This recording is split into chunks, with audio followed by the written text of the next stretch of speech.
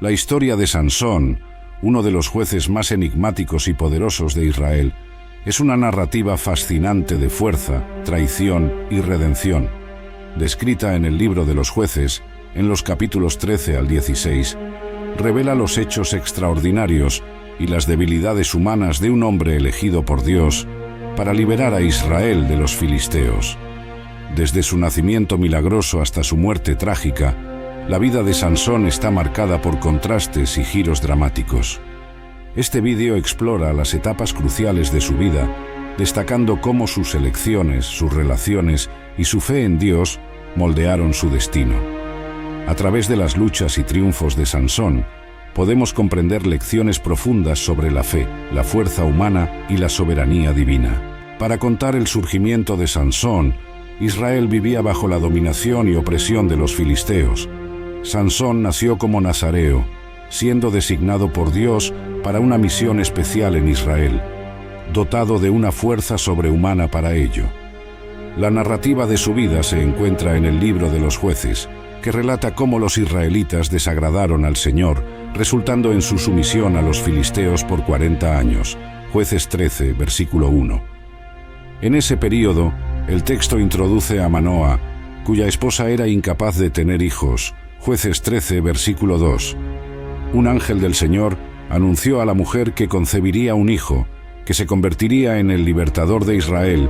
Jueces 13, versículo 3.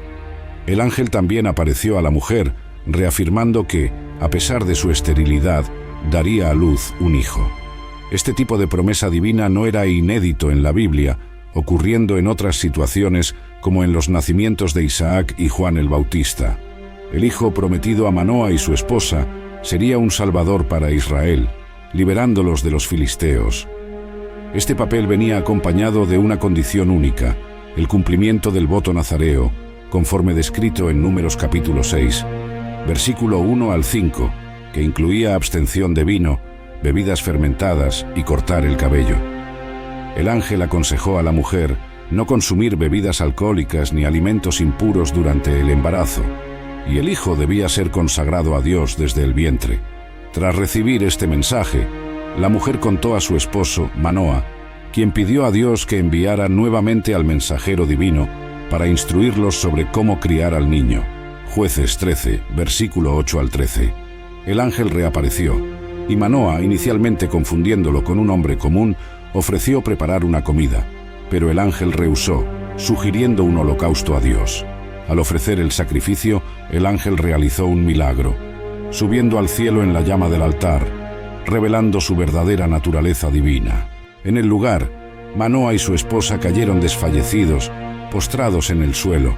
Manoa, aterrorizado, exclamó que ciertamente morirían, pues habían visto a Dios. Él asoció al ángel del Señor directamente con la divinidad, conforme descrito en Jueces 14, versículo 19 al 24. Manoa ofreció un cabrito y una ofrenda de cereal sobre una roca al Señor, y algo maravilloso sucedió mientras él y su esposa observaban. La llama subió al cielo, y el ángel del Señor ascendió en ella. Al ver esto, cayeron con el rostro en tierra, y al darse cuenta de que el ángel no aparecería más, Manoa reconoció que era un mensajero divino. Preocupado, Manoa le dijo a su esposa que morirían por haber visto a Dios, pero ella lo tranquilizó, argumentando que si el Señor quisiera matarlos, no habría aceptado la ofrenda ni revelado tales cosas. La mujer entonces dio a luz un hijo, nombrándolo Sansón. A medida que crecía, el Señor lo bendecía, y el Espíritu del Señor comenzó a actuar en él en Maane Dan, entre Zora y Estaol. La esposa de Manoa llamó a su hijo Sansón, y Dios lo bendijo. El Espíritu del Señor comenzó a moverlo, preparándolo para su misión divina. Sansón, sin embargo, tomó decisiones cuestionables para alguien consagrado a Dios desde el nacimiento, demostrando que Dios puede usar a una persona a pesar de sus fallas. En un episodio, Sansón bajó a Timnat y se enamoró de una joven filistea. Sus padres intentaron disuadirlo de casarse con alguien fuera del pueblo de Dios, pero ellos no sabían que esto era parte del plan divino para provocar un enfrentamiento con los filisteos. Jueces 14, versículo 1 a 4. Durante el viaje, Un león joven atacó a Sansón, pero él lo mató con sus propias manos, una prueba de su elección y poder divinos. Jueces 14, versículo 5 al 7. Sansón propuso un enigma a los filisteos durante una fiesta, posiblemente su fiesta de compromiso, ofreciendo 30 mudas de ropa como premio por la respuesta correcta. El enigma era: del comedor salió comida y del fuerte dulzura. Jueces 14, versículo 10 al 14.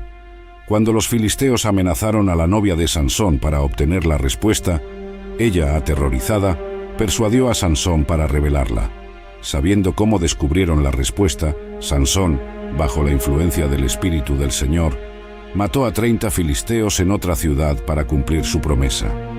Posteriormente, Sansón intentó visitar a su esposa, pero su padre no lo permitió, habiéndola dado a otro hombre. En respuesta, Sansón provocó más destrucción a los filisteos, capturando 300 zorras, atando sus colas con cuerdas y antorchas y soltándolas en sus campos. Jueces 15, versículo 1 a 5. Después de la traición de su esposa, Sansón dijo que tenía justificación para vengarse de los filisteos.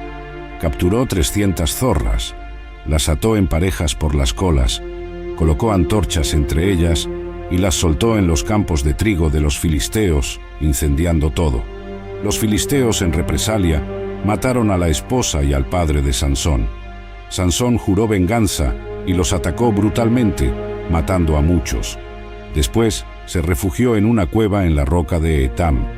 Los filisteos, buscando a Sansón, rodearon una aldea en Judá.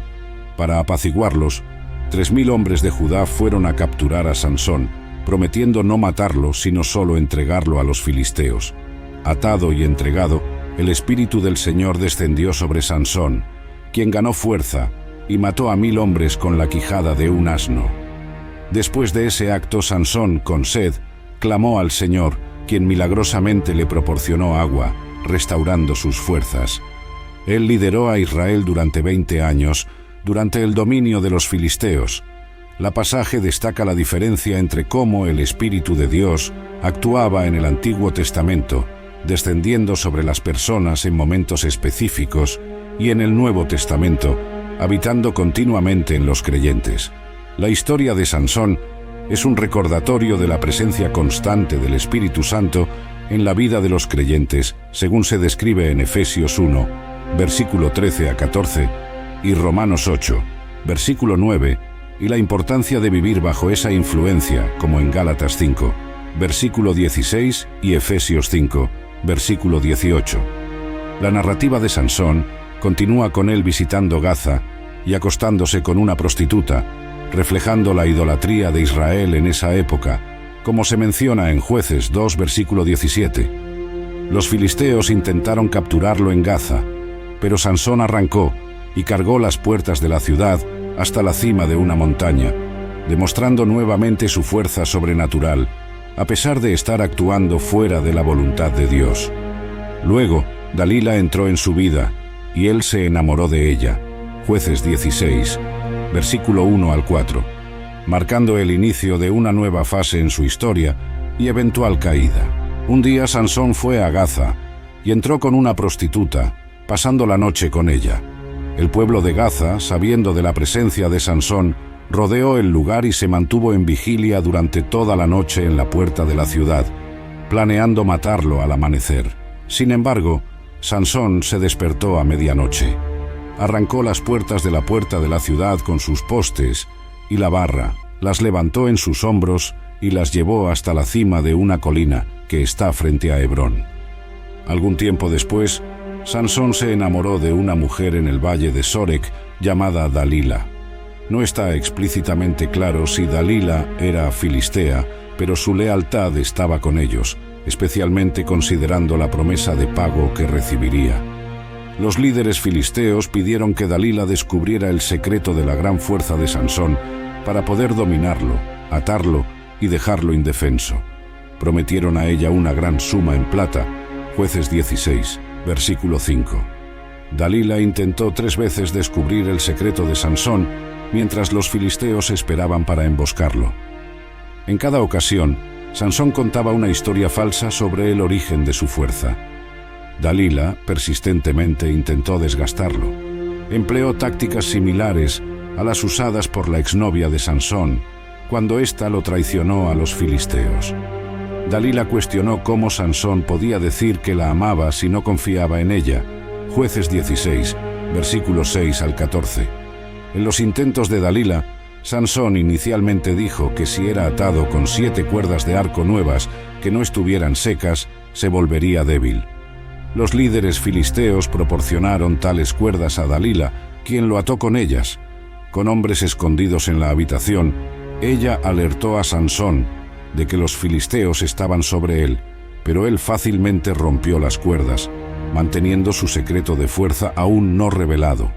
Dalila, persistente en descubrir el secreto de la fuerza de Sansón, lo acusó de burlarse de ella y de mentir. Sansón entonces inventó otra historia, alegando que si era atado con cuerdas nuevas, perdería su fuerza. Dalila lo intentó de nuevo, atándolo con cuerdas nuevas, pero Sansón las rompió fácilmente.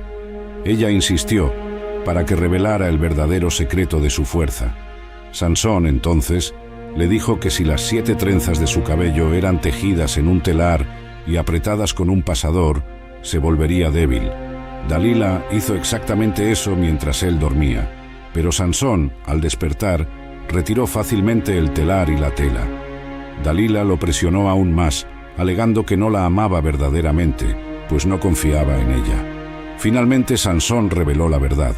Si su cabello era cortado, perdería su fuerza y se volvería como cualquier otro hombre.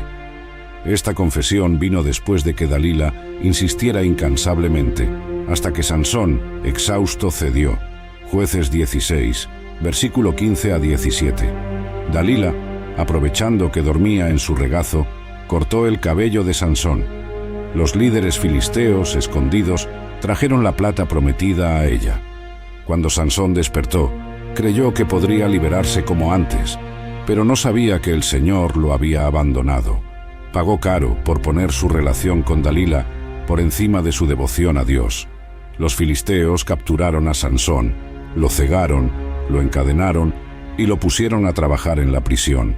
Esto sirve como un recordatorio de que, cuando Dios es removido de la ecuación, el adversario toma el control.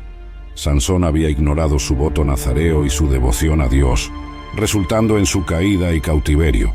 Jueces 16, versículo 18 al 22. Después de que Sansón revelara su secreto, Dalila llamó a los gobernantes de los filisteos, diciéndoles que él había contado todo. Ellos regresaron con la plata en sus manos.